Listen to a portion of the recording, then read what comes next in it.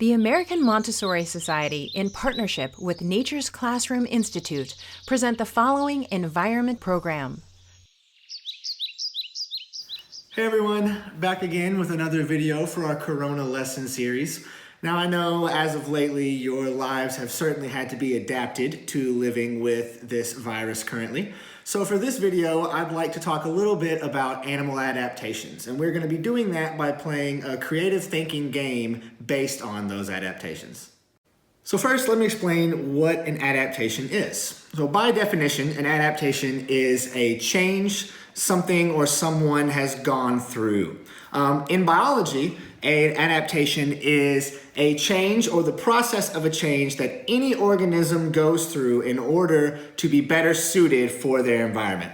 Now, these adaptations can be very, very general, such as basic camouflage, the shape of your talons, speed, hibernation. So very, very ground level adaptations. Or they can be incredibly, incredibly specific, such as the wood frog's ability to freeze itself and actually make its heart stop beating so it can survive the winter.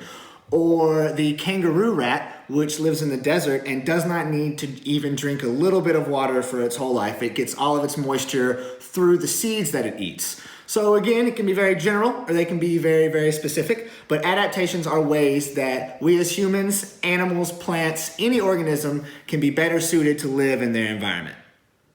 So now, how we play our game. Basically, I have a list of adaptations in here, and when you play, it can be any adaptation you want. Again, it can be the general ones, hibernation, speed, basic camouflage, or it can be very, very specific. However you want to play is totally up to you. So what you'll do is you will draw any number that you want out of here. I think I have like 7 or 8 different adaptations in here. I'm gonna draw 3, but again, you can draw however many you want. And then your goal is, you can do it a couple different ways. You can choose an animal or you can have someone else choose your animal, either one. And you can choose the animal and the environment that that animal lives in. And you must then draw a picture of your animal, like I'm gonna do in a minute, using those adaptations that you drew from the cup. And you also put the animal in its habitat, and you can draw it doing something or however you want to do it, but you need to include the adaptations that you've drawn from the cup. So let's see what mine are. Conserve water in the body. So maybe like a camel or something. So conserve water in the body. Camouflage.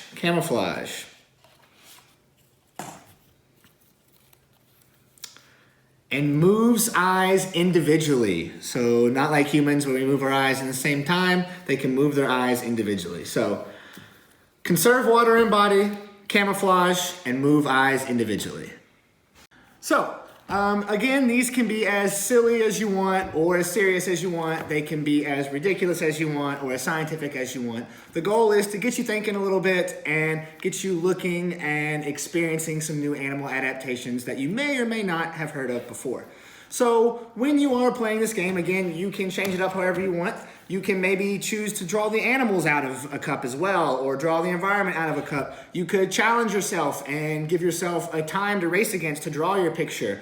You could have your little brother or your little sister choose your adaptations for you. So there's all kinds of different ways to play. It can be as long or as short as you really want it to be, just as long as you're out there thinking, doing something creative, and learning a little bit about adaptations.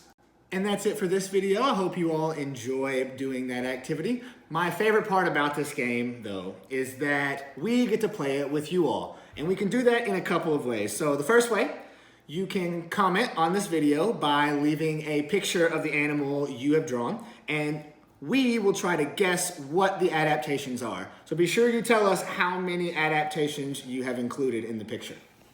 The second way you can play is by commenting a few different adaptations onto the video, and then we will reply to that comment with our best rendition of our animal with those adaptations.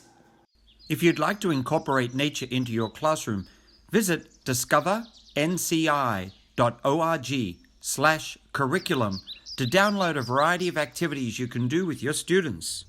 The preceding program was produced in partnership with the American Montessori Society.